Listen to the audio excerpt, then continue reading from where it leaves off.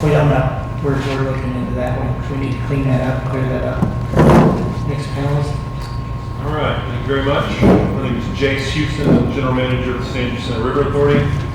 I want to mention for those in the audience, if you'd like to follow this presentation, you can go to sjra.net. There's a PDF near the top of the homepage that has this presentation, and you're able to follow along. Of course, we handed out copies to the committee. Mr. Chairman, Senators, thank you very much for your time. I appreciate the opportunity to address you. I'd like to do basically two things. I'd like to go over some operational points about Lake Conroe, answer some of the commonly asked questions about how Lake Conroe operates, how it relates to flows throughout the river basin. And then at the end, I'd like to address a couple of your charges, have some ideas and recommendations that might be useful to staff in compiling information on those charges. All right. If you go to the second slide, bottom of your page one, most likely, key point number one, I want to emphasize that with a water supply reservoir like Lake Conroe, it has no flood storage built in.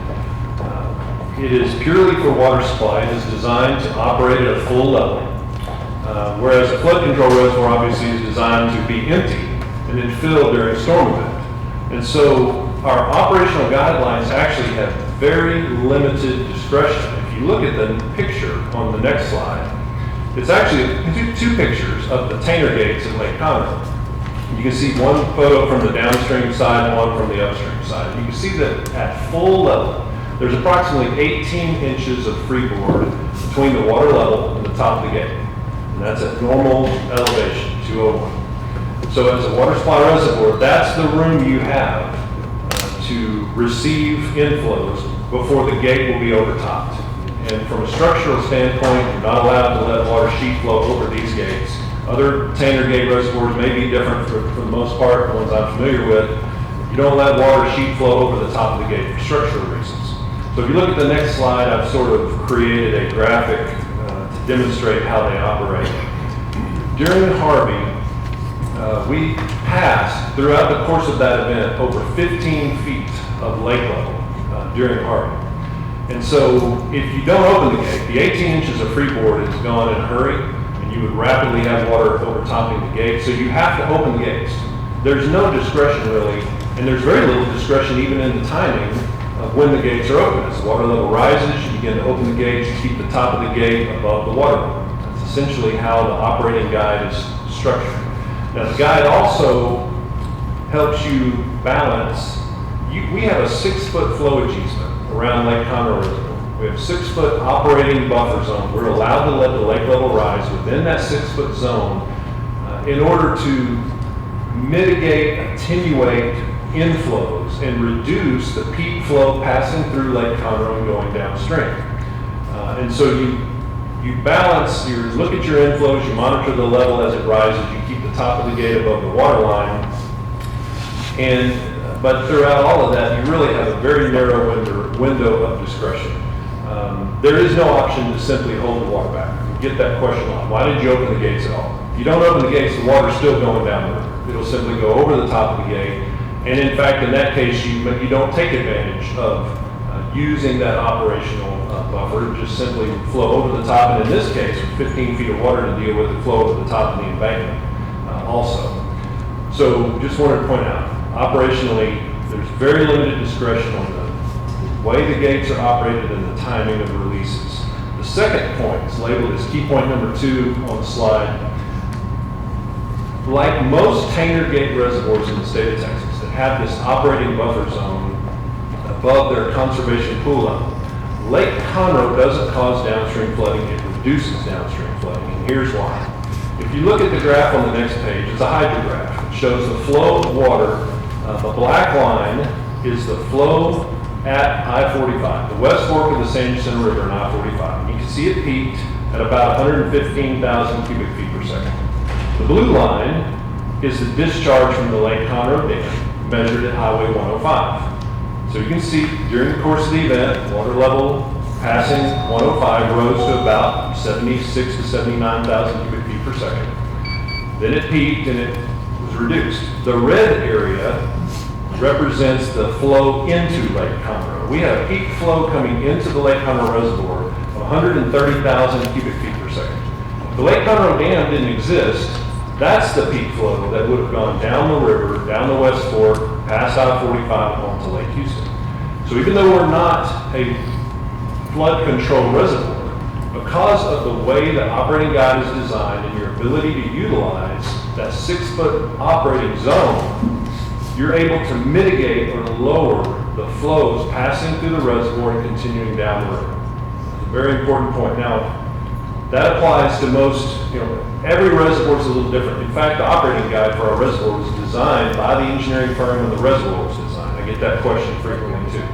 So it is unique to Lake Conroe Dam, to the reservoir, the hydrology and the structure of the dam, the size of the container gates and everything else. And in fact, it's tied to the size of the flow easement that was purchased when the lake was constructed. Some reservoirs, as has already been mentioned, have part water supply and flood control, and some hydroelectric, as you'll hear today. But for Lake Conroe, it's purely a water supply reservoir, and that's basically how it operates. Now, key point number 3, going over that slide, at all points throughout this event, Lake Conroe remained within its authorized flow easement. Now, we have a 6-foot operating zone within which to operate. We used 5 1/4 feet of that operating zone. You can see on the next, there's a graph showing the water level of Lake Conroe through the event. We put a red line at the 207 mark, which is our top of our flow easement. You see, at the peak of the event, we were at 206 1/4. So we were just 9 inches from the top of the flow easement. Now, I've added a picture just to give you sort of an example of what that might look like on the ground. There's a point, water laps against your bulkhead or your property when it's at 201, and then you can see 6 feet in elevation above that, the water, where that backs up to on just a sample property. And then the next graphic is simply to demonstrate that this flow easement is recorded in all the deed records around the Lake Conroe. So when the property was acquired to construct the reservoir, the River Authority also had to acquire this flow easement, record that in the deed records, and this is a sample plat from Bentwater subdivision showing the call out for the flow easement on that property. Now the next point that we have received a lot of inquiries about relates to pre-release prior to storm events. We've even had examples mentioned, well, they pre-released from reservoirs in Florida prior to a storm there. Well, as you've already heard, every single reservoir is different. If Lake Conroe is located just north of Galveston Bay, we might have the option to lower the lake level prior to a storm event, but we're not. In our case, any water we release from the Lake Conroe Dam goes down the West Fork of the river and through Lake Houston. And it is highly likely that any strategy for pre-releasing water from Lake Conroe would make their situation worse for a number of reasons. First of all, and the next slide sort of shows the timing of this. The size of Lake Conroe compared to Lake Houston is vastly different reservoirs. With a 20,000 acre foot footprint, or 20,000 acre footprint, and even at a release rate of 2,500 cubic feet per second, which just to give you sort of a scale, 2,500 CFS would fill the river channel, just the bed banks, at certain points below the dam and downstream. Not at every point, some places the river's wider, but there are locations where 2,500 CFS would put the river at bank full. And that only moves Lake Conroe's water level 3 inches per day. So if you back that off to a release rate that's smaller and safer, and wouldn't pre-fill the river, for example, 625 cubic feet per second, you're only moving the lake level less than 1 inch a day. And so the point of that is, it is very difficult. You need weeks, if not months, to make a significant change in the level of Lake Conroe. And what happens is downstream, if you put water in the river downstream, you're reducing the river's absorptive capacity. So as soon as, if we pre-fill the riverbed, pre-fill Lake Houston, as soon as it begins to rain downstream, the streams and creeks begin to flow into the river. The river has now been pre-filled. You've lost that time that normally the river could absorb that flow and begin to rise, and that's the time when local emergency managers are able to get out and handle evacuations, handle road closures, and other emergency operations. So for a number of reasons, that's unsafe. But going on to the next slide and just talking about this event in particular, 6 days prior to landfall, so this was Saturday, August 19th, Hurricane Harvey, tropical storm Harvey at the time, dissipated entirely. Became just an area of low pressure east of Mexico. And then 3 days from landfall, August 22nd, the area of low pressure was over the Yucatan Peninsula, and we were receiving briefing from the National Weather Service that remnants of Harvey were over the Yucatan, and it would likely redevelop into a tropical storm when it entered the Bay of Campeche. So if you look at the forecast we were receiving, I've posted one of those forecasts on the next slide. This is from the National Weather Service. 1 day prior to landfall, the Lake Conroe watershed was predicted to receive, and it's barely readable on my copy, but it's 6 to 10 inches of rainfall were predicted in the Lake Conroe watershed. This is 1 day prior to landfall. Whereas Harris County was predicted to receive 15 inches plus in terms of rainfall. This is 1 day prior, so there is no set of circumstances in which I'm going to open the gates and send water down the river to Lake Houston when they're predicted to get significantly heavier rainfall than we are in this event. In fact, if we had received 6 to 10 inches of rainfall, that's not an abnormal event for us. That's a very manageable event under the circumstances. So that's just some notes about strategies on why we don't pre-release. Now, just to address a couple of the interim charges, there's been a lot of discussion about communicating release figures, communicating data during storm events. And as is mentioned, and I certainly agree, there's always room to improve in terms of communications. Our notification system that's in place, that we tabletop, we do exercises with local emergency management officials.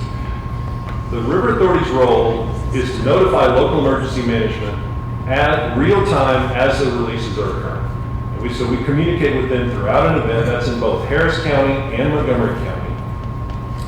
And then the emergency management officials already have in place systems to notify the public. They use those systems for multiple types of events, whether it's tornadoes, fire, thunderstorms, whatever those may be. They have reverse 911.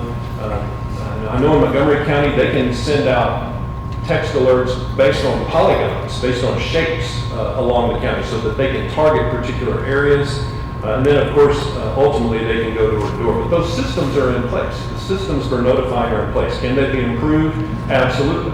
And in terms of the River Authority's role, one of the improvements we're working on, and we have been for at least the last year with Harris County Flood Control, we partner with Flood Control and Montgomery County and USGS on all of the gauges that we install and operate. Our gauge data is shared with Harris County Flood Control. They can already report that data on their web-based flood alert system. We do too. We have a public-facing web portal where the public can monitor the 15 or so gauges that we operate. But really, what's more efficient to me would be to have a single one-stop shop where no matter whether you live in Montgomery County or Harris County, you go to one website and get every gauge. Now, we do that. They can go to Harris County Flood Control's website and see all the gauges. And I would rather rather than redeveloping a new website and trying to match the hydromet system at LCRA, I would rather partner with Flood Control, which is what we're working on, to invest resources in their website, make it better, and make it the regional hydromet system for the entire San Jacinto Basin. So that's an effort that's already ongoing. And then the next level of improvement to that system that we are working on with them is to allow, and this is one of my recommendations in terms of interim charge, be any state support that could be provided, or even to integrate with the state's flood website, to allow user-selected gauges and user-determined targets. So, for example, as John mentioned that they have for some of their gauges, or maybe all their gauges in their system, I know if I live off of Kirkendall Road in Woodlands, there's one gauge I care about. It's the Spring Creek gauge at Kirkendall Road Bridge. That's the one I want to know about. So what we're working on is for an ability for a user to go to that gauge and then set alerts. Maybe I don't care about getting a text until it reaches level 133. And once it reaches 133, I want to get text messages every 3 inches or every 2 inches or every 6 inches, whatever I predetermine. But that is the level of user-based service that we're working towards, and we're partnering with Flood Control and USGS and others on that. The next level is to take that and add river level forecasting. Now, right now, the National Weather Service does river level forecasting in certain gauges. So you not only can look at what's the level now and what was it historically, they'll take the rainfall forecast and they'll project what they believe the river level will do in the future. That's not available at every gauge, on every stream and every creek in our network. It's really only at major river locations or major creek locations. So there's an effort in the future, gradually, to expand that system so that we can have forecasting at more gauges. And then finally, on interim charge number 2, in terms of a statewide versus a regional flood warning system, in our area, Harris County Flood Control has a very sophisticated system. That's why we currently partner with them and share our gauges. We are looking, talking with them and Montgomery County about possibly expanding that regional partnership. Montgomery County doesn't have a flood control district. So right now, the county fills most of the roles that a flood control district would fill. We fill some of those roles in terms of our gauge network and making that gauge data available to the public. But I do believe that in our case, we could build a regional system that would create a one-stop shop for citizens in all of the San Jacinto River Basin throughout Harrison, Montgomery County and surrounding areas. And it would give us a very dense coverage of gauges for all of the streams and creeks, because it's not enough just to catch the major rivers or just to catch the major streams. There are people that live on the smaller tributaries that also want to know what's happening close to them. And perhaps if we do a state level flood warning site, I think of the analogy of air traffic control. If you're a pilot and you're flying across the state of Texas, you are passed from one air traffic control to the next, depending on what area you enter. Perhaps as you enter the greater Houston area, you go from the state flood control system to this regional system. That seems like an efficient model, and that's certainly what we're working towards at this point. I think that covers all the items. I'm going to be happy to sit for questions.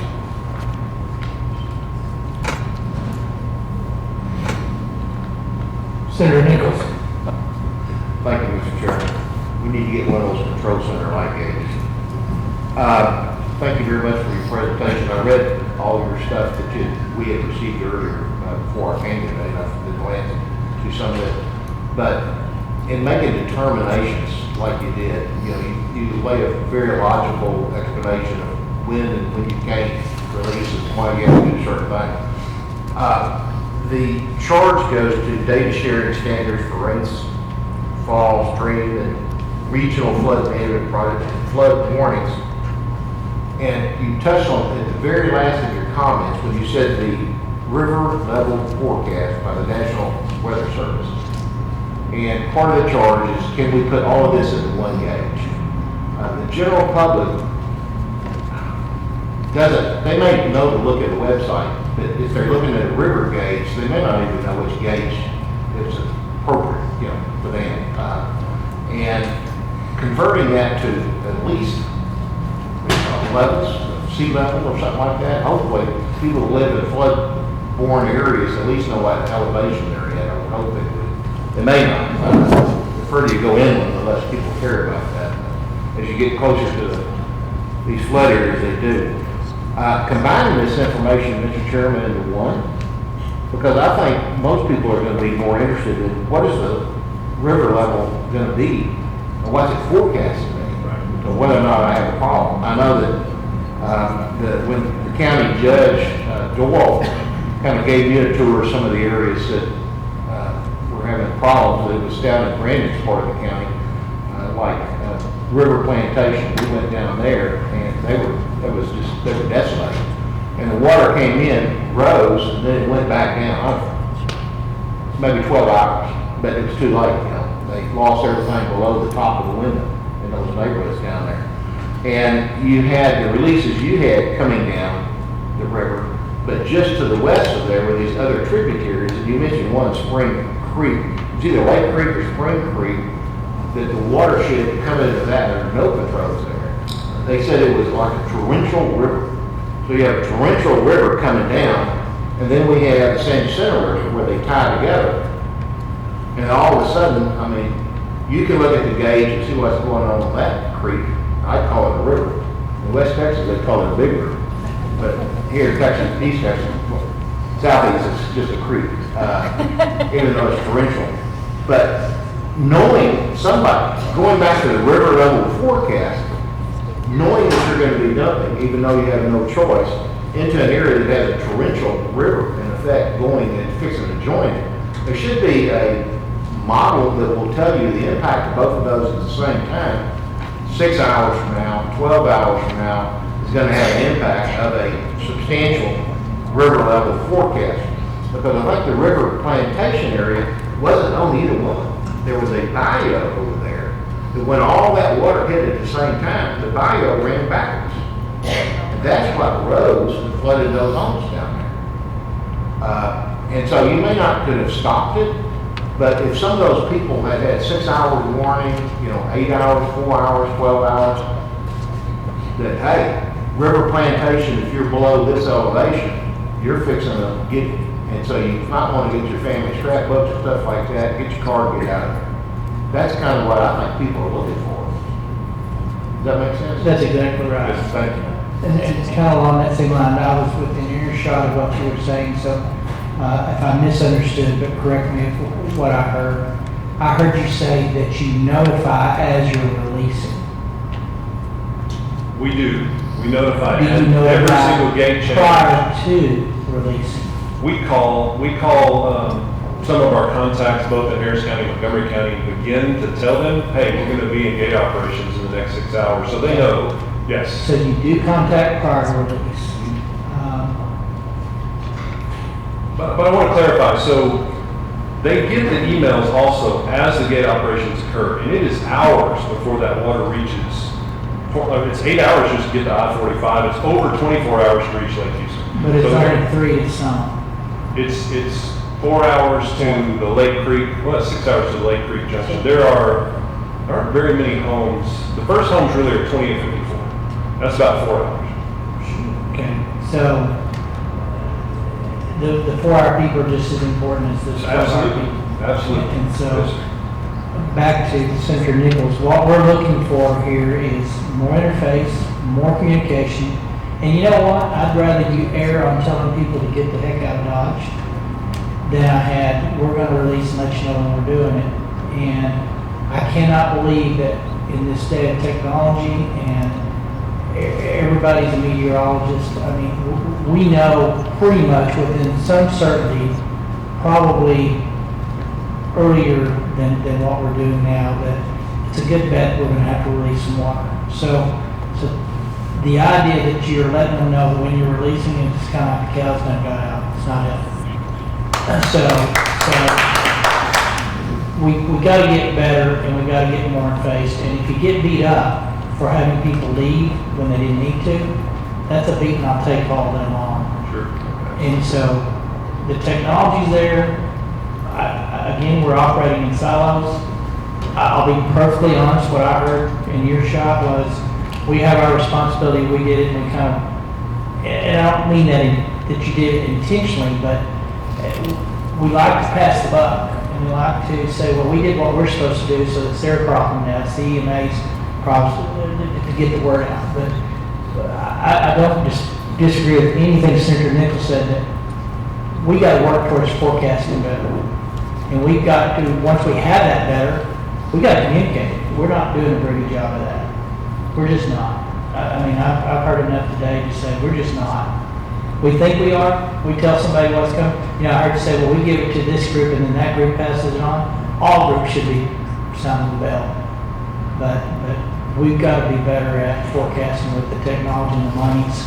I mean, the monies that we spend on being able to do this, I mean, it's unbelievable, the dollars that we have. The technology exists today, so there's no excuses, I guess, going forward.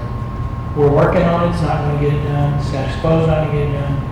The next storm strengths that start coming in, if they're out in the middle of that Atlantic and they're coming through, then we need to start working on it when they show and say, there's potential that we're going to have a problem with this, and let people know. Very much so. I just don't think we did a very good job of that at all. Senator Coleman. Jay, thanks for your presentation and your work on behalf of the River Authority. And making your way to these hearings and giving the answers that the public needs and deserves. You know, that's one reason why we're here today, is to get a lot of the answers out to the public, so they either A, understand better the operational policies and procedures of the River Authority of Sjra, so they can plan for the future, or so that we can learn and oversight what we can do to help facilitate changes that need to be made for the future, where you can continue to complete your charge and your obligations and your duties, but at the same time, from a bigger, broader scale, that we know that policies in place and statutes are in place procedures are in place that protect lives and the safety of others and their property. So can you give us a little bit of an idea of what Sjra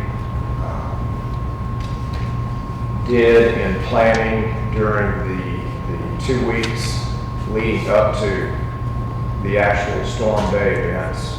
Just a day in the life for the news that you were getting and the decisions that you were making to make decisions that would best serve the public. Sure. So in the weeks prior to any storm event, we go through essentially hurricane prep type activities, positioning fuel, establishing shifts for 24-hour operations, all of the types of prep work that any responsible homeowner or governmental entity would do.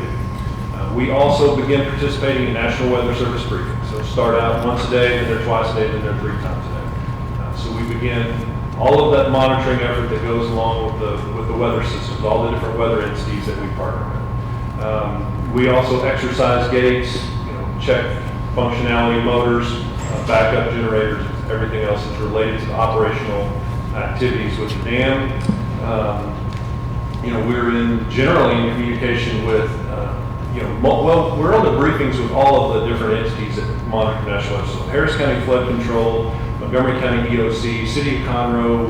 We have to integrate very closely with City of Conroe, because within their city limits, they're responsible for the notifications and evacuations. We work with fire department and chief police, city administration for their activities. So all of that is sort of prep and in place as the event approaches. Based on all the modeling and the discussion from the experts that you were able to learn from and sort of discern information from and make decisions, if you would have assumed a worst case scenario, worse than you've ever seen before, would you have made any decisions differently? And if so, what would those have been?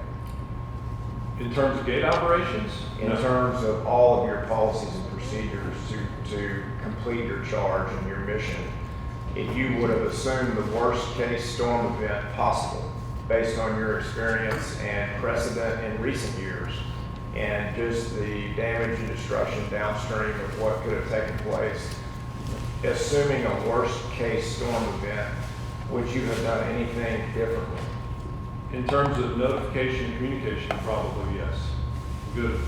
If I know that ahead of time, it's going to be that event, worst case scenario, which means every basin in the San Jacinto River system is going to be at peak flow like it was in Harvey or worse.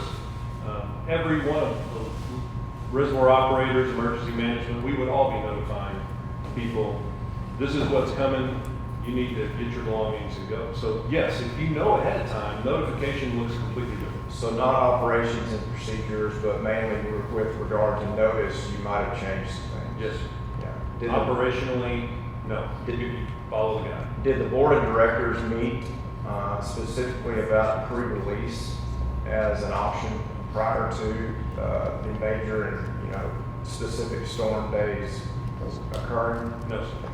So no board meeting, no discussion among the board members about pre-release as an option? No, sir. Okay. And why is that? It's not an option. It's I'll not an option. make their flooding worse downstream if I pre-release. So statutorily, are you banned from pre-releasing? No, it's not illegal. When you say it's not an option, tell me more Well, about that. You don't have a statutory ban, so.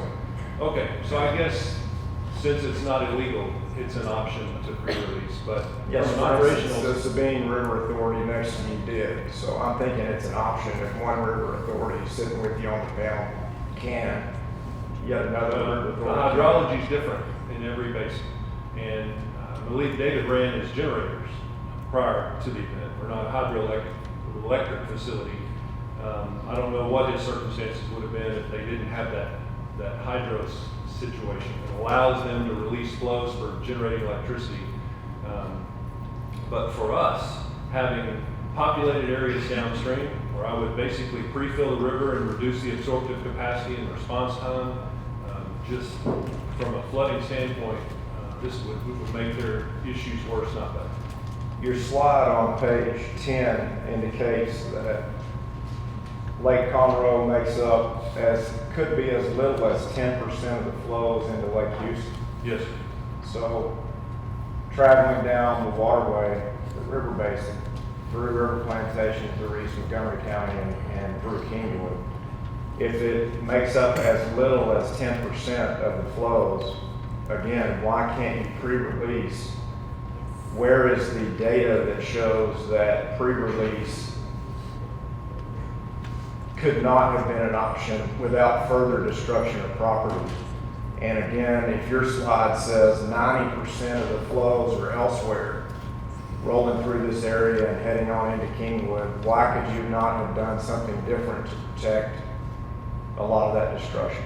Because there would also be an effect immediately downstream from the dam, to where we're way more than 10 or 20% of the flow. So at 2854, McDade Estates, River Plantation, those are areas where the releases from Lake Conroe are much higher percentage.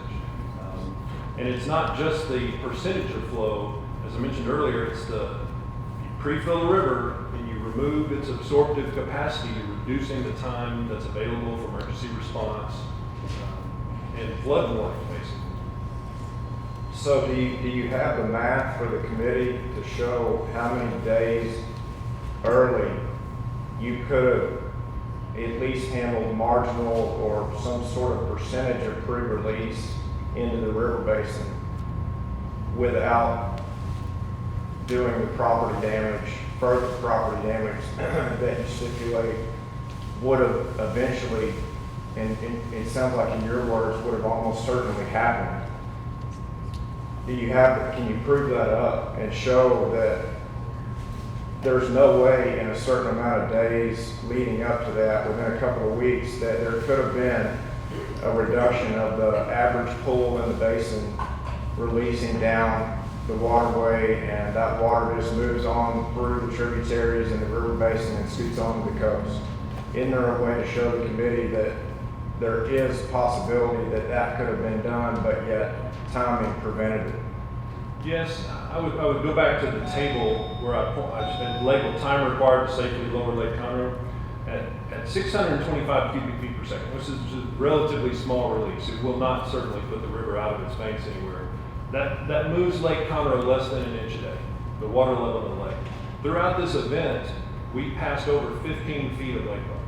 So if I had a month at that rate and could lower the lake a foot, there's still over 14 feet of lake level. It's not going to change the gate operations.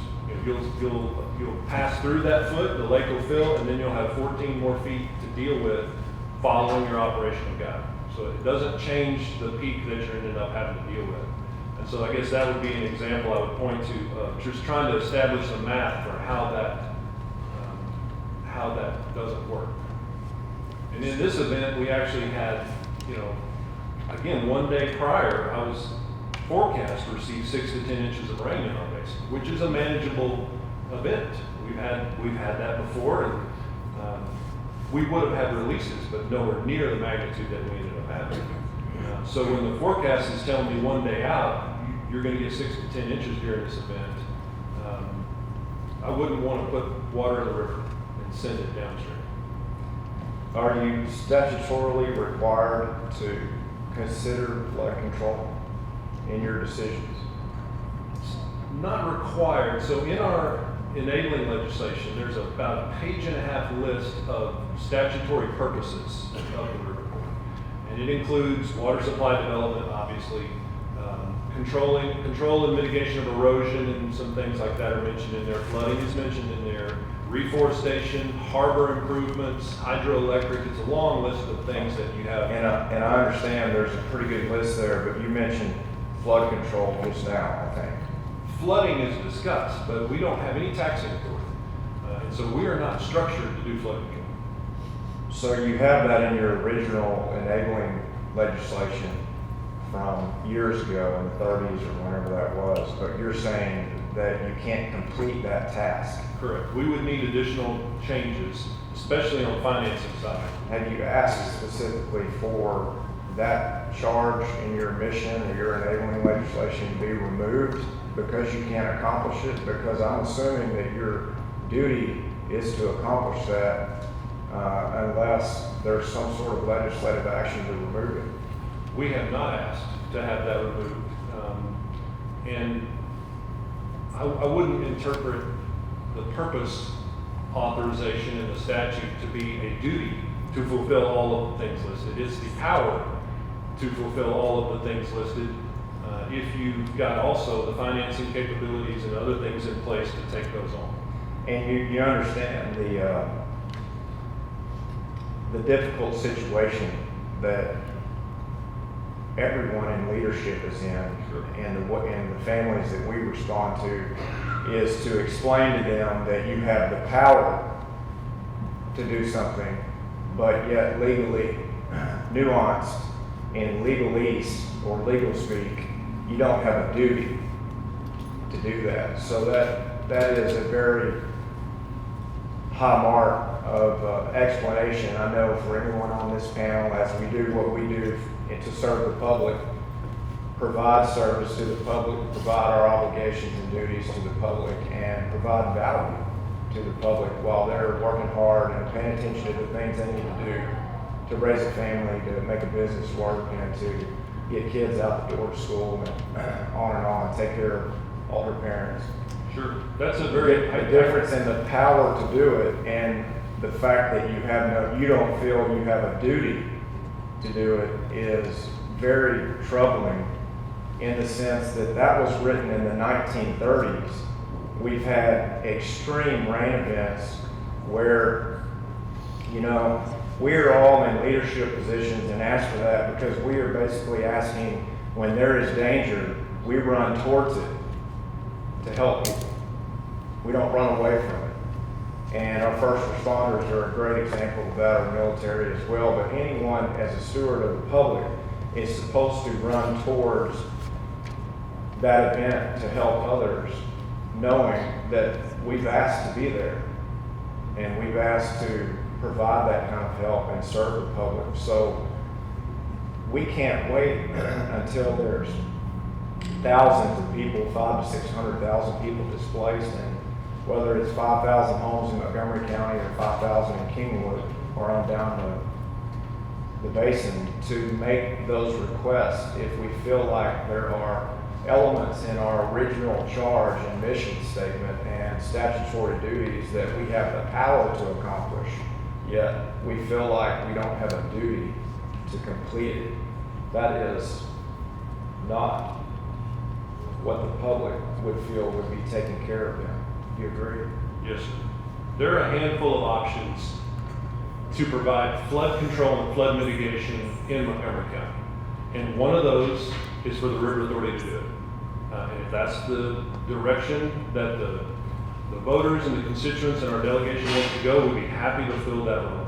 And keep in mind, this is just the panel for the River Authority. So as county government spoke, our EOC spoke, we have the feds up here with CORE.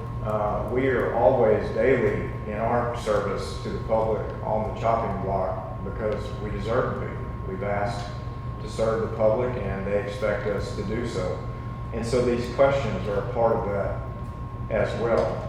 So if you see things that are not what everyone else is looking at daily, that they comprehend and understand daily, that's not what they do. But yet there are problems in the way, the mechanics and the way that those things may work internally for the River Authority. It's important to to bring that forward and say, if we're not going to get A, B, and C, we're not going to be able to accomplish, let's say, flood control, because that is in your enabling legislation as a consideration for a duty or a power, or which is which. So please scrutinize every facet of anything related to duties, enabling legislation, powers, obligations to the public on and on, and bring that forward as quickly as you can. Who does the San Jacinto River Authority represent? Represent all of the constituents within our basin and ultimately report to the legislature. And so when we talk about the power of being able to carry out flood control measures, whether there's a duty or not, we'll leave that for another day. I believe there is. But is that specifically a power that's related to those that live on the banks of the river, or just in the path of destruction? So for instance, Kingwood was the fastest growing community in the greater Houston area, and the number 2 fastest growing community in the greater Houston area for 28 years in a row, only second to the Woodlands. Yet a lot of your policies were implemented before they had the kind of density that they have right now. So are those duties or those powers related to flood control specifically limited to the basin and easements and those that may live along the river? Or is it related to the path of destruction that an event like this can cause? That's actually one of the problems with setting up entities that only cover a part of the area that's a problem. So the San Jacinto River Authority covers the San Jacinto Basin, excluding Harris County. That's how our boundaries are drawn up in our neighborhood. But mitigation strategies that would be undertaken in Montgomery County will benefit whatever residents are downstream of those strategies, and ultimately benefit Harris County and Kingwood, around Lake Houston. So as I mentioned, there are a handful of ways to tackle this. You could have a Montgomery County flood control district. The San Jacinto River Authority could be given that duty, or the financing is the key to that. We don't have taxing authority, so we don't have the funds to take on flood control projects right now. You could create a San Jacinto Basin flood control district modeled after the Harris County flood control district. It could be the Harris County flood control district via an interlocal agreement with Montgomery County. I mean, there's a number of different ways to tackle flood mitigation, flood planning, and implementing projects to do flood mitigation in this region. To me, regional is better than taking it on one piece at a time where there's not where the only coordination is the coordination that occurs between the entities. I understand piecing together the different governing entities and making it a collective effort that solves results or solutions for the greater good, but specifically for the river authority itself. You say there's not any money for flood control. How much cash do y'all have on hand right now? Oh, goodness.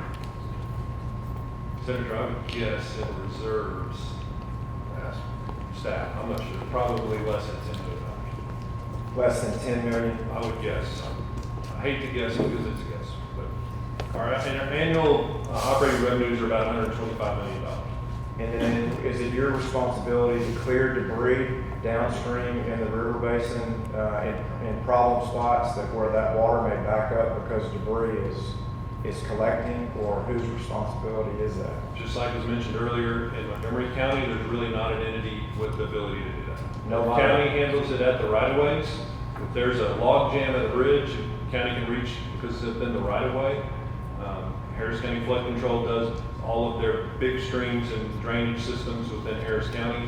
In Montgomery County, we really don't have an entity to do that. Dead trees down, debris collected, no live trees have to be removed. You can't get into your own riverbed and clear for flood control, which you have the power to accomplish, yet not possibly a duty to That accomplish. is not my riverbed, that's correct. I'm embarrassed that the public has to hear that answer. Well, that's the I answer. don't understand why there is not any level of government that is responsible for that particular solution, especially the river authority, knowing that it's in the riverbed. Dead trees collecting debris, slowing water down. I don't understand why you can't get in there and do that. I asked the Senator, same- of course. I asked the same question a while ago, and I would just say the frustration, and I guess maybe we should ask GBRA how they did the big log jam that they still talk about in Victoria when they finally broke some log jam in the Guadalupe River. I don't know, it was sometime when I was a child, I think, but I do think, that if I'm asking that question, Mr. Creighton's asking that question, I've served together in the House, we served out in the Senate, and no one is in charge of debris removal in our rivers. No one's, I know y'all are seeing a GLO, and we're all kind of sitting here going, maybe we should look at y'all's charges, that really the river authorities, I think our constituents consider the river authorities in charge of the river. Am I wrong on that? It goes to an overall thing. We heard it a while ago, where our textile engineer said they're all in. So it's kind of like, I'm driving by looking at that log jam over there, I'm thinking, not my dog, and I keep driving. So that's the frustration, that we have to be so specific and statutory that we don't just do the right thing and stop and remove the debris. And if someone that gets their feelings hurt, because that's my GLO's jurisdiction, or my Parks and Wildlife's jurisdiction, but gosh, Friday guys, I know you guys are operating under your rules, but I'm just saying there needs to be some retraining and redress. And So- Mr. Chairman, I have to say that again, Judge Hager and I visited several times from Fort Bend County, and this is another river authority, the Brazos River Authority, but it's my understanding there's, like you said, something under the bridges or whatever, the county has to go down and really remove the debris and things. And I think that it's just a long look that we need to have, one of those re-evaluations of where we are with who's really in charge of the rivers. As Mr. Hoffman said, he's only in charge of the water in the river. And so if we all start to, I think that there are all these fiefdoms out there that maybe, if anything else, some good can come out of the catastrophe that Harvey created, might be a longer look at this.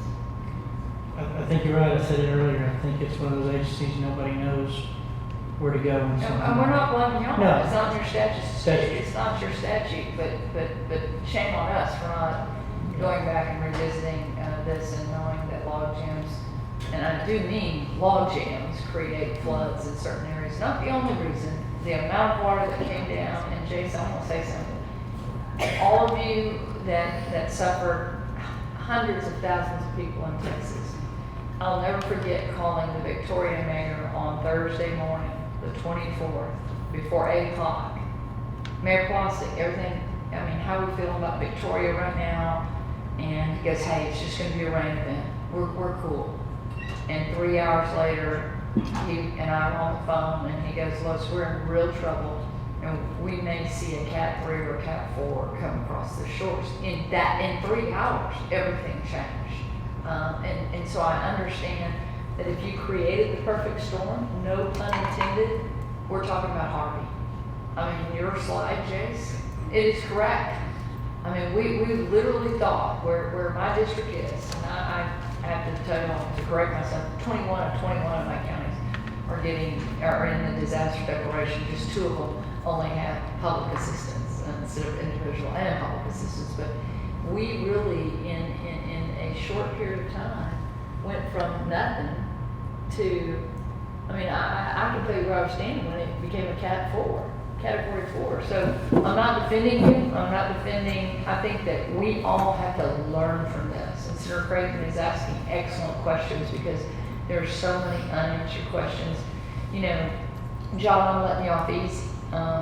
The people in my district on the Colorado River and the Brazos River can't understand why they're flooded, over and over and over again, and we have to look at those resources and how we get there to do better, because somebody's got to be in charge of the flood.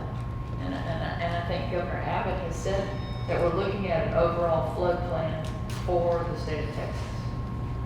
Senator Craig? Yeah, just a few more. Sure. Thank you. Jace, on debris itself, again, include that in your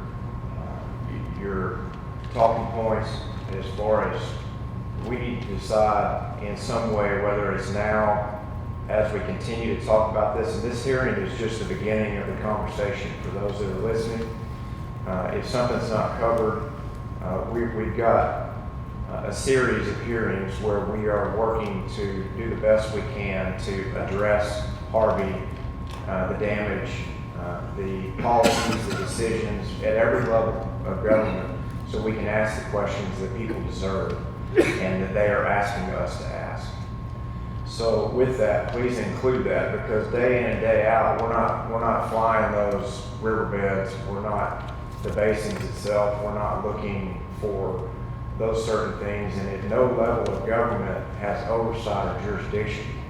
And you feel that within your original charge, where flood control is listed, but yet it's a power, not necessarily a duty, we're thinking, or a lot of people that are reading that and understanding it, their way that they would interpret it, that would be something that would be covered by you if it could be.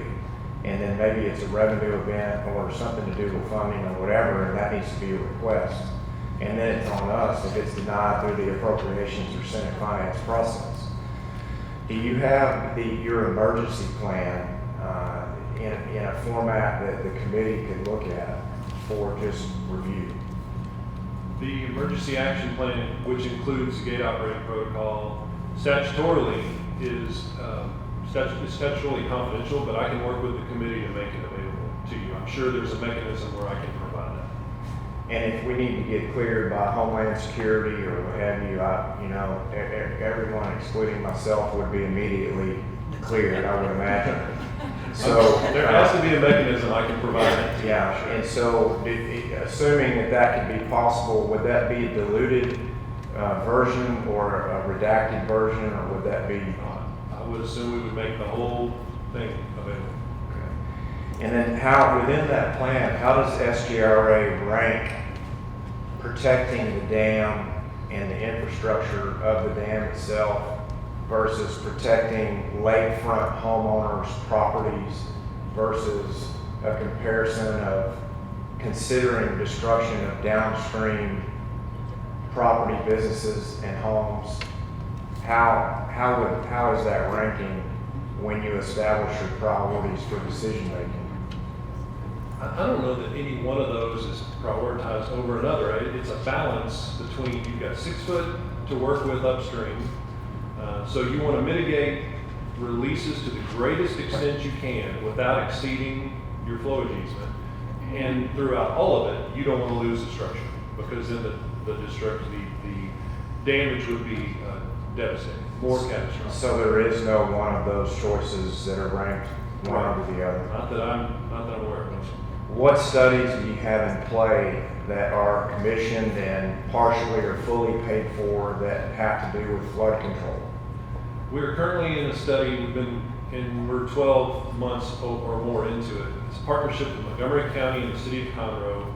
Our portion of the study is really to update the topography of the Lake Conroe watershed and then build 2 models. And the 2 models together basically take rainfall to lake level impact. That's the point. We want to convert, if it rains 3 inches over this geographic area, how will that impact ultimately the water level of Lake Conroe? That's the portion of the study that we're paying for so that we can have more warning as to what's going to happen with lake level based on what we see in our rain gauges. And that gives us a few more hours, hopefully, to provide notification to emergency management and the public on what's going to happen on Lake Conroe. So that's the part of the study we're doing. How much is that going to cost SJRA, just your portion of the study? Our portion of the study, I believe, is $230,000. And so the study related to flood control for your purposes is only really gathering information in relation to that rainfall and how it affects the actual basin, Lake Conroe Basin. Yes, sir. So when people see or hear about a flood control study that you're a part of, for your purposes, it has nothing to do with downstream effects. That's correct, for this study. yes. Okay. All right. Guy asked and Senator Nichols asked, as he always does, very good questions, and a couple of those were points I was hoping to cover. Do you work closely with Harris County Flood Control and other entities in the region for just data sharing? Yes, very. And do you believe, based on what's happened over the through the course of the storm with Harvey, that your policies are still sound? There's always room for improvement. So with regard to notice, you mentioned notice could change, and particular aspects of notice and awareness warnings could be updated or improved. If there is a notice event that happens at 2 o'clock in the morning, it's not just the way everybody's connected by text messages that might improve that, but is there any way possible to model or anticipate that during the night, in the late hours of the night, if people are even given the luxury to sleep, that you could predict in a timely way that the possibility of destruction of property is imminent, that was not anticipated prior, and it wouldn't just connect everybody through a text message and a statewide website portal, but that it would be actually done fast enough to give them 3 hours more of a fighting chance. Because one is notice and the other is prediction and warning in a way that has value.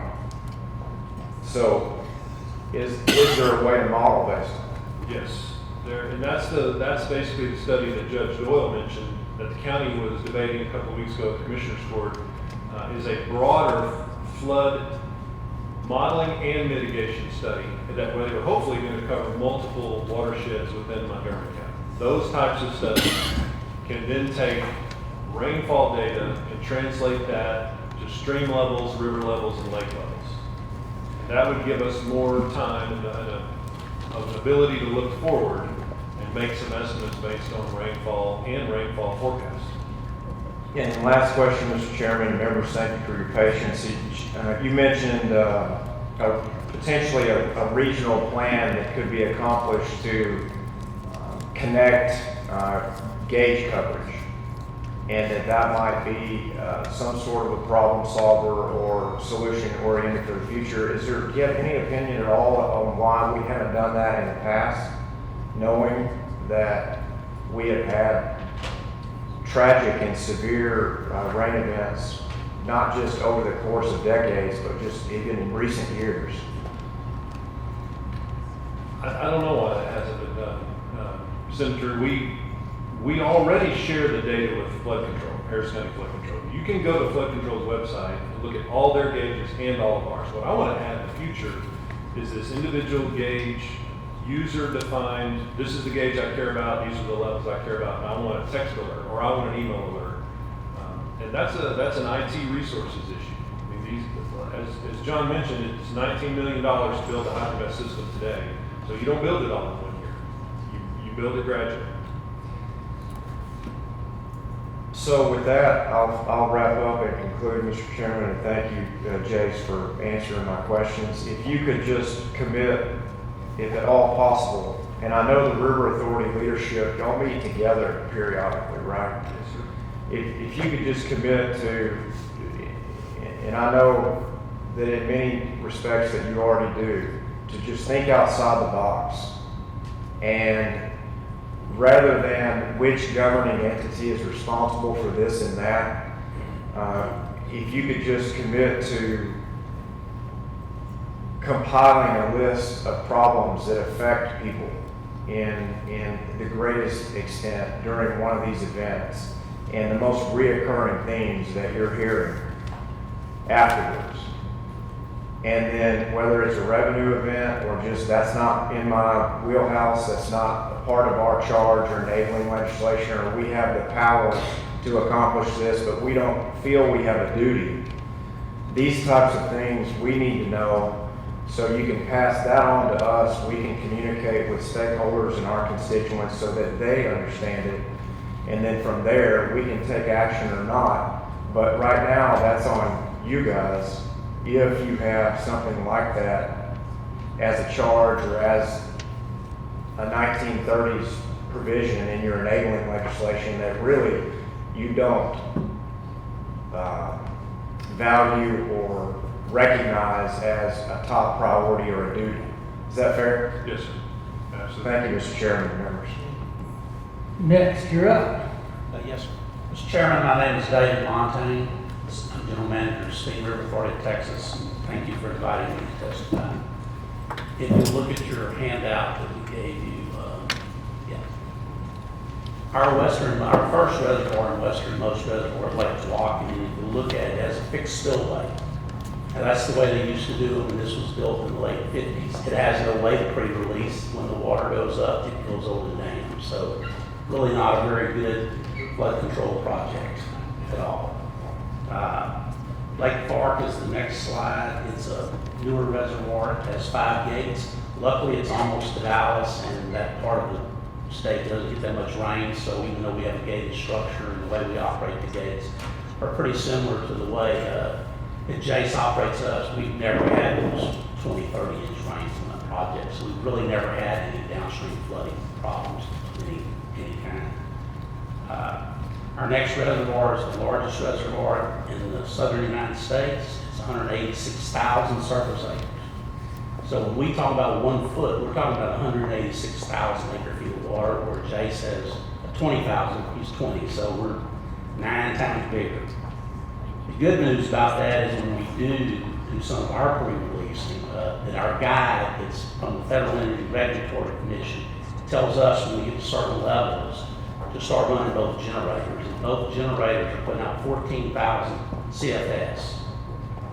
And that releases about 30,000 acre feet a day. So in 6 days, we can move a foot off of the reservoir, which gives us some storage. Now, it only allows us to do that 14,000 because that puts downstream at bank full. So we have a bigger bank than he does, because 2,500 puts in. So I can't go over that 14,000 under our guide that's approved by the Federal Energy Regulatory Commission until we start hitting the gate openings. And those are, if you look, our pool is 172.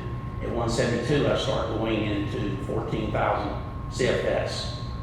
And then the gate operation doesn't start till 172.6, which is about 90,000 acre feet of water. So we were able, through running for days and days and days prior, to take a couple of feet off the reservoir, and that's why we didn't have near a record release. Our release in the party was only 1/3 of our record release. Our record release was the 2016 flood, where we had 25 inches of rain directly on the reservoir. And what do you think we could do? With the prediction was to get 5 or 6 inches, and we got 25. But that storm that came in just stalled over our reservoir, and really much we could do. We released 200,000 CFS. In 30 hours, we released 450,000 acre feet of water. That would fill up 90% of the reservoirs in Texas if they were empty. So that's one of the bad things about having as big a reservoir as we do. It has some flood control attributes in that it stores a lot of water, and even the 6 inches stores 90,000 acre feet of water.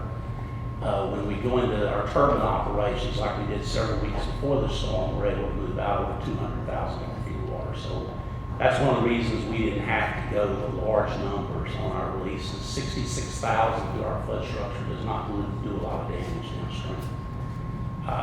We were also lucky that by the time we got to that 66,000 release, all the downstream tributaries had already had most of the water come out of them. So Deweyville, when we have our worst flooding, peaked 2 days before our water gets there. It takes our water about 2.5 days to go from Toledo Bend to the most populated area that's on the river, and it's not very populated. We're very lucky that our reservoirs are sitting in unpopulated areas. That very few people downstream. So when we let our record floods out, we flood maybe 1,000 structures instead of tens of thousands of structures, because Newton County is very, very unpopular. It's only 15,000 people total. So it probably only has maybe 5,000 structures, and most of those are on the river. So we're somewhat lucky there. Now we have a federal energy regulatory license. Got In 2001, they opened that license up. The downstream people asked for flood storage in it, some more dedicated flood storage. The upstream people showed up 10-1 for the downstream people, and they asked us to lower the amount, to take the 6 inches out and keep the reservoir full anytime we could. Federal Regulatory, after 2-year study and multiple public meetings, decided to leave it like it was. And they did that again in 2014 when we re-licensed that in a 50-year license. So it's been something that's been argued and discussed in nearly every project. It's always the upstream people on the reservoir higher, and the downstream people want more flood storage, and I don't blame them. Unfortunately for all of us, Senator Greitman, you've been attorney, Jason, attorney, so he's smart enough not to talk about this. But one of our big issues is the way the taking statute is in Texas on using this as reversing the domain and taking this property. We can win these lawsuits, which we have no insurance on, as long as we make the flood smaller than it would have been naturally, and we release less water out of the gates than the peak inflow. Those are the 2 standards we have to pass to win these lawsuits. So if you pre-release a certain amount of water, build up downstream, you had no inflows coming at that time, and the storm comes by and misses your reservoir, you can be successfully sued downstream for making the flood larger than it would have been had you not been there. Because say you only have 500 CFS coming in and you let 10,000 out, and that 10,000 goes downstream, and it only rains downstream, you show that the flood would have been 2 or 3 inches lower had you not made a pre-release.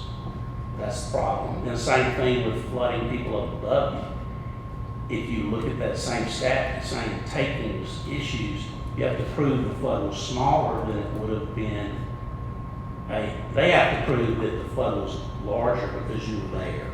We only have to prove that we made the flood smaller. Well, for us it's 175, but say we let the water stack up way above 175. The river without our reservoir there would be at 136, and there would be nobody ever flooding 175. So there's a case where if we back up enough water and go past what we bought, that's an unnatural flood that we would lose flood litigation case. So it's that 800-pound gorilla in the room when you look at pre-releasing. Now, luckily, we have a Federal Energy Regulatory Commission license that says we can pre-release that amount, and that's what we do. We pre-release as much as they let us pre-release so that we can get some storage. And then when we get into court, we have a federal preemption on that takings. So we're lucky in that we do have that license that allows us to do that. Because if I guess wrong and put the 14,000 CFS down there without that license and the flood completely missed the reservoir, then I would have let out more than came in. So it's an issue that all of the river authorities have to deal with on every one of the reservoirs. If you guys can figure out a way to get us some relief that allows us to make intelligent decisions, most people would say, like, yeah, let's take a chance, let's let some out. What we're letting out right now, it can get absorbed downstream, maybe it goes over the bank a little bit, but it doesn't get anybody's house. That would be a much better choice than knowing I'm gonna hold on to this for the last second, and I'm gonna let it out less than came in. So it's just because most of us, we don't have any appropriations, we don't have any taxes. My budget's $25 million a year. I can't pay the several $100 million flood lawsuit loss. So I have to make sure that I operate the dams under those conditions that you can win at the courthouse on the takings decision. Tort reform in water. Senator Nichols. Thank you, Mr. Chairman. David, you might mention, or I can do it for you, I guess, the other river authorities that we discussed that are in the state of Texas, were created by the state of Texas. This being on the Louisiana border is half owned by Louisiana, half owned by Texas, and it required federal creation. And try to explain a little bit about the differences. Yes, sir. I mean, we're strained. I mean, there's a few other projects in Texas that have been created by compacts. So we have a compact with a federal law, there's a compact on the project itself, which gives us certain powers. And then, as the senator said, so we had to get some federal legislation so we could divide the water, since it's in both states, and how that water is divided, and what rights each states have. And then we had to get the federal license to build the project. And it really is harder to do hardly anything, because we have to get our 50-50 partners to agree on anything we do.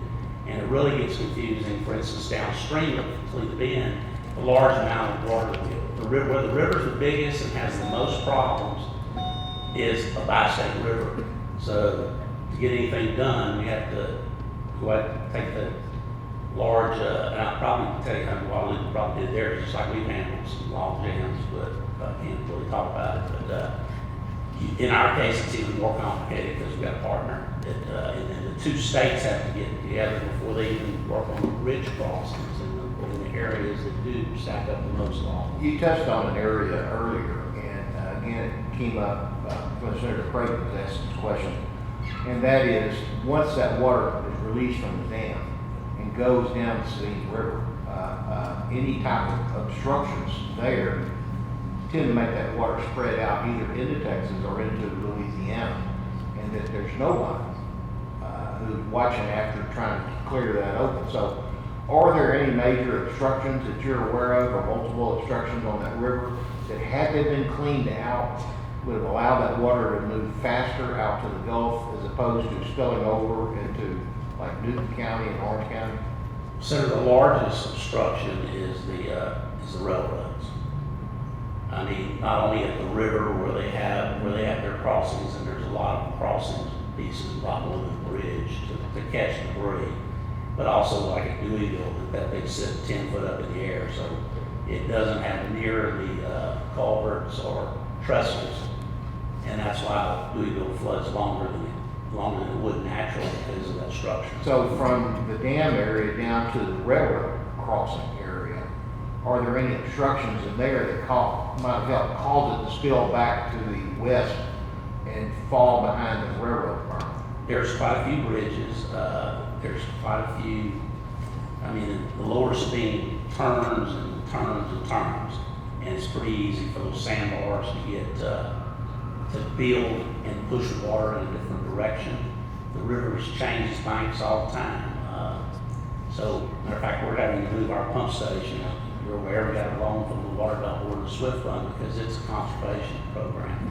We have to move it off that tributary because in the droughts we don't have enough flood. So we're having to move our pump station to the main river. Now here in both these 500-year floods, we flooded our pump station. So we either have too much water at our pump station or not enough. But, The railroad berm, I heard so much about that, Mr. Chairman. I went down there and drove the back roads with some of the county commissioners to look at it. If you can imagine an east-west going from Newton County across into Louisiana, and since it's the bottom area, they build that thing up on a big high berm, about 10 feet up. And then every once in a while, you have an opening where a creek is. And so that water comes in so quick that works like another dam. So the water builds up back there because it can't get through. And then eventually, if there's enough water, it will bridge it, cut it. And then you have a, what do you call it? Torrential waterfall that went through there and then caused massive damage to homes and property and stuff. And when you hear TxDOT say, or you see a sign that says, don't drown, turn around, I drove down some of those county roads, and if that road had only been this deep underwater, you would have drowned. Because you would go along, and all of a sudden, there's a 20-foot hole, maybe 30 feet across. Yeah. And it would look like it's 6 inches deep, and you would go off and your car would go straight down. So I don't know what the solution is to that railroad track. We've talked to the railroad some. as y'all well know, the railroads are pretty powerful. They have a lot of congressional authority.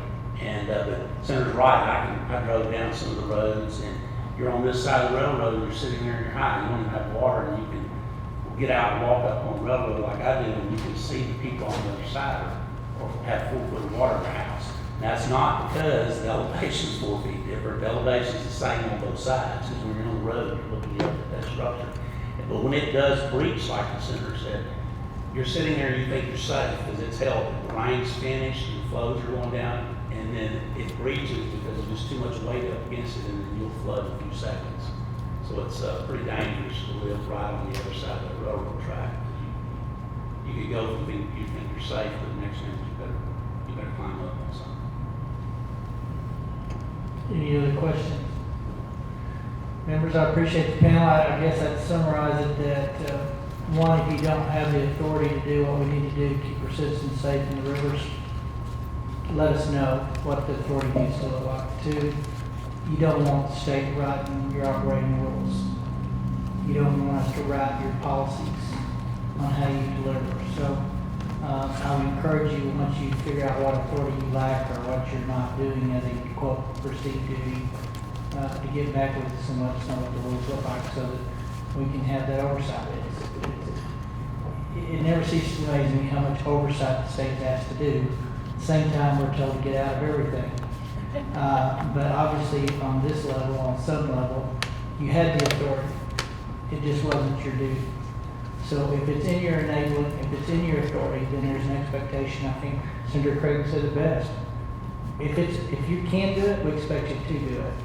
And so over this next year, and we've got a bunch of hearings set to do various things. We're going to want to see some interaction with where you are moving on those issues.